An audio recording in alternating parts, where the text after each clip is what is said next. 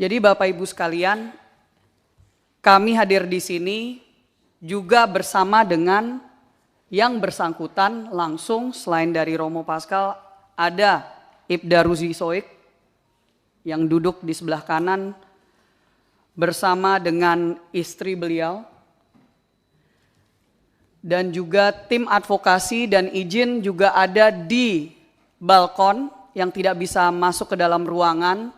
Ada tokoh-tokoh juga yang sudah mengenal saudara Rudy Soik sudah bertahun-tahun juga dan bersama-sama melawan sindikat-sindikat yang ada di NTT dan di dunia ini. Tapi terutama saya mau meng-highlight ada Suster Lauren dan Pendeta Emi Sahertian.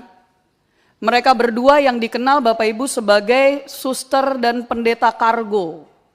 Karena yang setiap hari setiap tahun ratusan jenazah PMI mereka terima di NTT. Hampir setiap tahun ratusan jenazah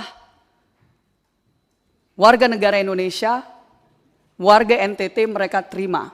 Dan mereka juga hadir di sini untuk memberikan kesaksian jika kapanpun Bapak Ibu memerlukan, sebagai tokoh-tokoh yang memang dihormati dan sudah sangat mengenal dengan saudara Rudy Soik. Izin pimpinan sedikit background, karena awalnya jujur saya tidak mau mengangkat ini ke publik waktu masih persoalan demosi, dimutasi ke Papua dan seterusnya.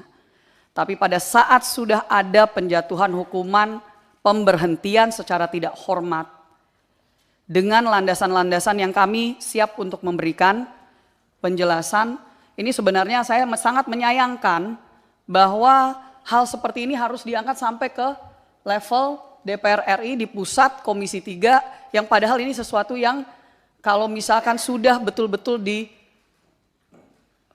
diungkap dan diselesaikan, ini tidak harus sampai ke sini. Tapi saya akan persilahkan kepada Romo Pascal untuk membacakan sedikit kronologi. Ya, ini saya tidak menganggap ini sidang, tapi maksudnya sidang hukum ya. Tapi saya berharap di sini para anggota DPR RI yang terhormat, para wakil rakyat bisa mengetahui dari dua sisi. Silakan Romo Pascal. Mohon maaf, apakah materi sudah dikasih? Sudah ada di atas. Oke. Ke teman-teman di Japri ya, sekretariat, PDF-nya. Oke. Dan print out-nya juga diberikan. Silakan. Jadi maksud saya Romo Pascal highlight aja yang terpenting. Oke. Silakan Romo. Baik, terima kasih pimpinan, Bapak Ibu semua yang kami hormati, Dewan yang kami muliakan, Bapak Kapolda yang terkasih dan juga semua anggota Polri yang ada di sini, Ibu Saraswati yang juga kami hormati, ketua kami. Izin kami menyampaikan kronologi penanganan penyelidikan kelangkaan dan niaga BBM subsidi yang berakhir dengan pemecatan Ibda Rudy Soik dari Dinas Polisi Republik Indonesia. Ya, kami izin menyampaikan kronologi yang kami dengar dari saudara Rudy Soik sendiri terkait dengan kasus ini, dan mungkin ini bisa sedikit bercerita dari versinya Bang Rudy dan mungkin bisa juga menjawab beberapa hal yang mungkin tadi disampaikan oleh Bapak Kapolda. Nah, kronologi ini dimulai dari tanggal 15 Juni 2024 ketika pada saat itu saudara Ibda Rudy Soik bersama dengan AKP Yohanes Wardi, Kasat Serser Polresta Kupang Kota, menghadap ke Polresta Kota Kupang, Kombes Pol Adinan Manurung, dan menyampaikan informasi terkait kelangkaan minyak subsidi jenis solar untuk nelayan Nusa Tenggara Timur. Nah, waktu itu Kapolres Kota Kupang mengeluarkan sprint, nomor sprintnya tercatat di situ, dan kemudian memerintahkan untuk mencari tahu dan mengumpulkan bahan keterangan yang sesuai dengan tujuan penyelidikan dimaksud. Itu kita punya juga bukti sprint itu. Nah, kemudian dari tanggal 15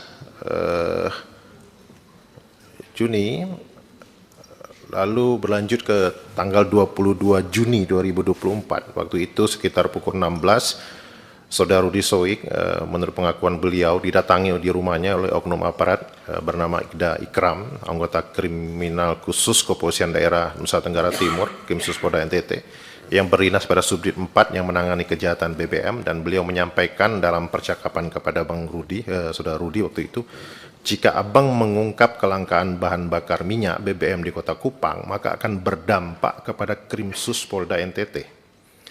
Lalu sekira pukul 18 WITA, Saudara Rudi Soik bersama dengan AKP Yohanes Wardi menghadap Kapolresta Kombes Pol Ardinan Manurung di Bandara Udara El Tari Kupang dan menyampaikan informasi terkait kedatangan anggota tadi, dan oleh Kapolresta menyampaikan kepada Saudara Rudi bahwa Saudara Rudi tindak lanjuti penyelidikan, jika Direktur di Krimsus menghubungi itu urusan saya untuk menjelaskan, kamu tegak lurus. Nah, oleh karena itu kemudian pada kurang lebih 52 menit kemudian, Saudara Rudi Soik memberikan perintah kepada jajaran Jatantras Polres Kupang Kota dalam grup WA dengan kata, Kapolresta perintahkan untuk ratakan BBM ilegal dalam kota Kupang. Nah, lanjut tanggal 24 Juni 2024, lalu ada sprint tugas diajukan karena ada beberapa personel yang mutasi, tadi Polda juga sempat menyinggung itu. Lalu sekitar jam 21.22 WITA, Saudara Rudi Soik memberikan perintah lewat WA grup Jatantras, ini ada semua, screenshotnya semua kita siapkan, yang mana dalam surat menegaskan bahwa nama-nama dalam surat perintah tugas itu untuk esok bergerak dengan Saudara Rudi Soik untuk menyikat semua minyak ilegal dimanapun harus ditangkap, siapapun mafianya ditangkap, kurang lebih seperti itu. Lalu 25 Juni 2024, sekira pukul 9 pagi, 3 anggota Reskrim Polres Kota Kupang, Saudara Ibnu, Ramli, Johannes Busa menghadap dan melaporkan kepada Saudara Ibda Rudi Soik bahwa residivis BBM bernama Ahmad Ansar sudah mulai main minyak dengan modus menggunakan barcode nelayan. Nah, sekira pukul 12.40 WITA, Saudara Ibda Rudi Soik memimpin 11 anggota untuk bergerak ke tempat penampungan minyak subsidi milik Ahmad Ansar di Kecamatan Alak, Kota Kupang. Tetapi dalam perjalanan, Saudara Ibda Rudi Soik mendapat informasi bahwa Ahmad Ansar sudah menyetorkan uang koordinasi kepada oknum anggota Reskrim Polresta Kupang Kota sejumlah 4 juta rupiah. Dan karena itu Saudara Rudi Soik meminta anggota untuk menepi di sebuah restoran terdekat dengan Polda NTT, yaitu restoran MP Masterpiece, dengan maksud untuk melakukan konfirmasi kepada Kasat Serse AKP Yohanes Wardi apakah beliau mendapatkan uang koordinasi dari Ahmad Ansar atau tidak. Saat itu Saudara Rudi Soik menghubungi Kasat Reserse dan menanyakan terkait informasi setoran uang 4 juta tersebut, dan Kasat Reserse AKP Yohanes Wardi menjelaskan kepada Saudara Ibda Rudi Soik tidak ada uang itu, dan mengatakan kepada Saudara Ibda Rudi Soik, nanti tunggu di situ, kita makan siang bersama anggota baru bahas sekalian soal ini. Nah, saat menunggu itu, Aibtu Ibnu Sanda menyampaikan kepada Saudara Ibda Rudi Soik, Komandan tunggu Pak Kasat di sini saja biar saya pimpin anggota ke tempat penampungan minyak milik Ahmad. Dan saat itu Rudi Soik menjawab ya, sudah pimpin anggota saya standby di sini menunggu Kasat. Nanti kembali dari tempat Ahmad baru kita makan di sini. Lanjut, setelah anggota bergerak ke tempatnya Ahmad Ansar, Saudara Ibda Rudi Soik berjalan masuk ke ruangan tunggu restoran Masterpiece, dan karena menunggu cukup lama Kasat datang dan anggota kembali dari lokasi penampungan milik Ahmad Ansar agak lama, maka Saudara Rudi Soik membuka HP dan melihat story di WA yang di situ Saudara Ibda Rudi Soik melihat HP junior beliau aktif yang disebutkan tadi. Lalu beliau coba menghubungi 2 orang junior Polwan yang bertugas di Polda NTT dan menyampaikan kakak ada makan di restoran Masterpiece, kalau mau gabung nanti silakan merapat. Lalu kedua Polwan menjawab, oke kakak kami merapat, tapi kami tidak bisa lama karena mau antar anak les dengan waktu yang bersamaan. Lalu Kasat Reserse mereka masuk sama-sama ke restoran itu dan masuk ke ruangan VIP dan mencicipi makanan yang dihidangkan di meja ruangan VIP. Saya nggak tahu ini benar nggak Rudi karaoke siang-siang hari ini. Pada saat makan, 11 anggota Reskrim Polres Kupang yang telah kembali dari tempat Ahmad Ansar dicegat untuk tidak boleh masuk bersama Saudara Ibda Rudi Soik dan oknum anggota Propam Polda NTT Aibtu Untung Pato Pelohi, teman baiknya Ansar Ahmad. Nanti di berikutnya kita akan kami akan jelaskan juga dari mana dia teman baik, yang tiba-tiba ada di restoran.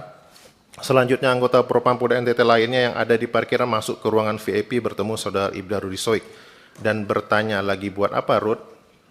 Saudara Ibda Rudi Soik menjawab, kami lagi makan. Selanjutnya beliau keluar dan melihat anggota beliau tetap berada di parkiran, bertanya kepada mereka, kenapa tidak masuk? Lalu mereka menjawab bahwa mereka dilarang oleh oknum Paminal atas nama Aibtu Untung Patopelohi atas kejadian itu.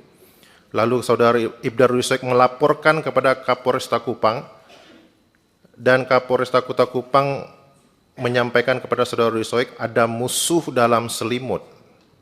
Ada screenshot WA-nya. Dan kemudian Saudara Rudi Soik bertanya kepada Saudara Aibtu Untung Patopelohi, kenapa melarang anggota saya masuk dalam ruangan? Dan kemudian dijawab, beta pas masuk di parkiran anggota semua ada di situ, jadi beta bilang balisu. 26 Juni 2024, Saudara Ibda Rudi Soik melakukan pengecekan terkait perizinan penampungan minyak milik Ansar Ahmad pada salah satu oknum dinas perikanan pada saat itu, dan Ibda Rudi Soik mendapatkan informasi terkait nama Lau Aguan, seorang pengusaha kelahiran Cilacap yang memiliki lebih dari 6 kapal penangkap ikan yang diberikan rekomendasi oleh Dinas Perikanan dan Kelautan Provinsi NTT sebagai pengguna minyak subsidi jenis solar. Lalu kemudian Saudara Ibda Rudi Soik mencoba mencari informasi mengenai cara menggunakan barcode pada BBM subsidi, dan beliau peroleh adalah pada saat pengisian BBM subsidi semua orang wajib memiliki barcode atas nama sendiri, apalagi pengisian BBM yang kapasitasnya besar. Jadi Ahmad Ansar ini tidak memiliki barcode. Selanjutnya dalam proses penyelidikan, Saudara Ibda Rudi Soik juga mendapatkan informasi bahwa ada anggotanya melakukan pengawalan pembelian minyak subsidi oleh Saudara Ahmad Ansar. Sejak tanggal 15 Juni 2024, oknum anggota tersebut yang merupakan anggota Polres Kota Kupang yang juga merupakan booster atas nama Muhammad Kalumba telah menerima setoran dari Ahmad 4 juta rupiah yang kemudian terkonfirmasi melalui pengakuan Bribka Muhammad Kalumba kepada Saudara Ibda Rudi Soik bahwa yang dia terima adalah uang sebesar 3.800.000 rupiah. 27 Juni, Saudara Ibda Rudi Soik bersama anggota Jasantra Polres Kota Kupang melanjutkan penyelidikan yang mendatangi rumah Ahmad Ansar. Sesampainya di tempat penampungan minyak Saudara Ahmad Ansar, Saudara Ibda Rudi Soik bertanya kepada Saudara Ahmad Ansar, apakah pada tanggal 15 Juni 2024 pernah membeli minyak jenis solar dan benar pernah memberikan uang kepada anggota Bribka Muhammad Kalumda. Jadi ini kronologi 27 Juni ini adalah kronologi di mana Saudara Rudi Soik memastikan bahwa Ahmad Ansar ini pertama tidak punya izin untuk menampung minyak, tidak punya juga barcode, dan dia juga punya track record sebagai pemain BBM mafia. Nanti mungkin bisa dibaca di slide biar saya mempercepat waktu. Ya, kami mungkin karena waktu izin pimpinan kami langsung ke kesimpulan paparan. Pertama, kami ngerasa teman-teman jaringan Jarnas dan juga teman-teman di NTT melihat adanya skenario kriminalisasi terhadap Ibda Rudi Soik secara terstruktur, masif, dan sistematis oleh oknum polisi yang mengatasnamakan Polda NTT untuk menghentikan langkahnya dalam mengungkap kejahatan penyeludupan BBM bersubsidi yang diperuntukkan bagi rakyat kecil.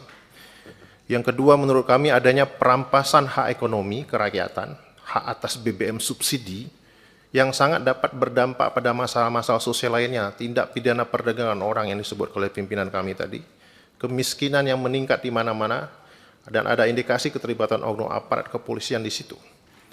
Yang ketiga, kami merasa negara absen dalam menjamin kesejahteraan dan keamanan bagi rakyat dengan adanya pembiaran kasus mafia BBM bersubsidi berulang di NTT.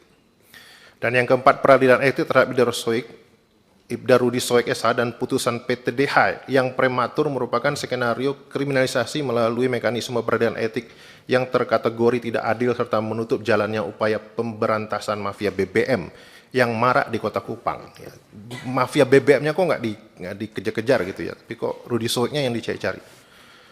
Dari cara dan pelakuan Polda NTT terhadap Ibda Rudi Soik SH telah mengancam human security keluarganya, ya, ini memata-matai lokasi pemukiman dengan menggunakan drone, penjemputan paksa di rumah pribadi yang menimbulkan trauma pada anaknya, pada istrinya yang juga dicegat di tengah jalan, orang tua, mertua intimidasi secara sengaja terhadap istri, oleh pejabat Polda NTT dengan cara membututi, menghentikan, dan memeriksa dokumen berkendara secara paksa dengan tanpa menunjukkan dasar aktivitas tersebut. Ada bukti video yang kita sudah lihat juga mungkin.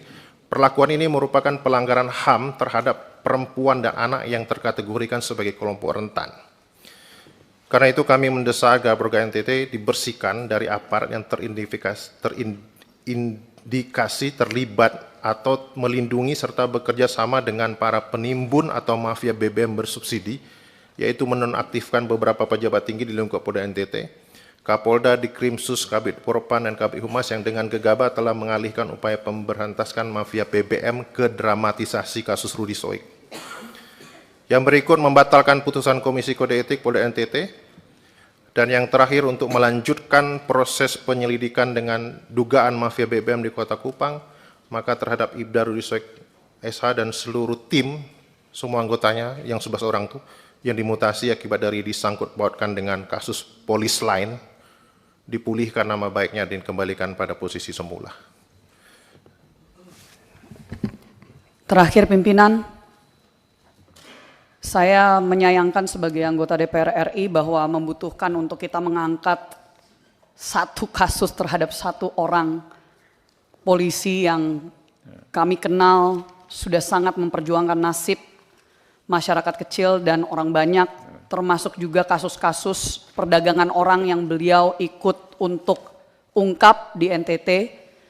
Saya juga ingin meng-highlight bahwa di sini kami kembali lagi, mari kita fokus bahwa utamanya yang harus dikejar adalah mafia.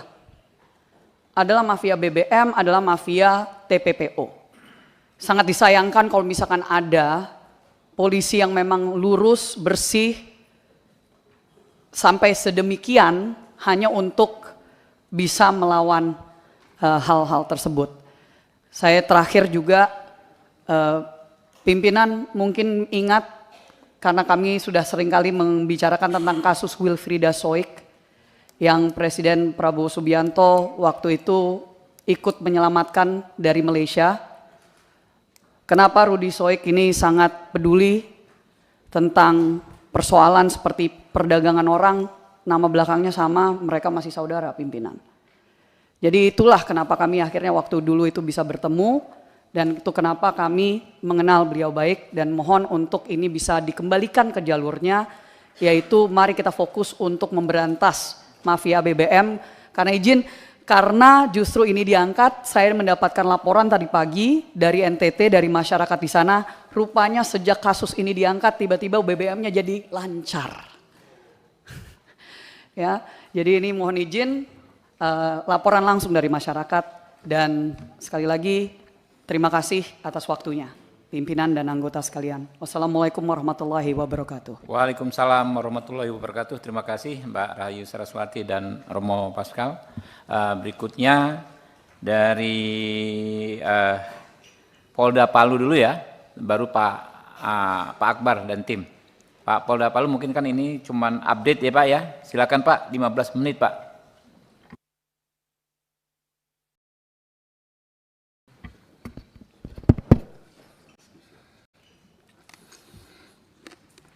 Bismillahirrahmanirrahim. Assalamualaikum warahmatullahi wabarakatuh.